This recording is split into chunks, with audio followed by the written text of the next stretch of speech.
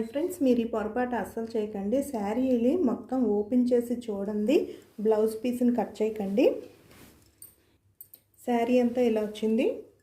కొన్ని శారీస్కి కట్టు చెంగు వైపు బ్లౌజ్ పీస్ ఇస్తాడు, కొన్ని శారీస్కి పళ్ళు వైపు బ్లౌజ్ పీస్ ఇస్తాడు. ఈ మధ్యన ఎక్కువ శారీస్కి పళ్ళును కట్టు చెంగు ఒకేలాగా ఇస్తున్నాడండి. పళ్ళు వైపు బ్లౌజ్ పీస్, కట్టు చెంగు ఒకేలాగా ఇస్తున్నాడు.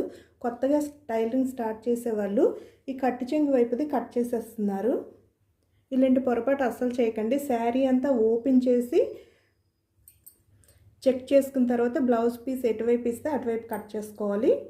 చూడండి, ఇది కట్టు చెంగు, పళ్ళు పక్కన బ్లౌజ్ పీస్ ఇలా ఇచ్చాడు. కట్టు చెంగుకి ఇచ్చింది, బ్లౌజ్ పీస్ ఇచ్చింది ఒకేలా ఉన్నాయి.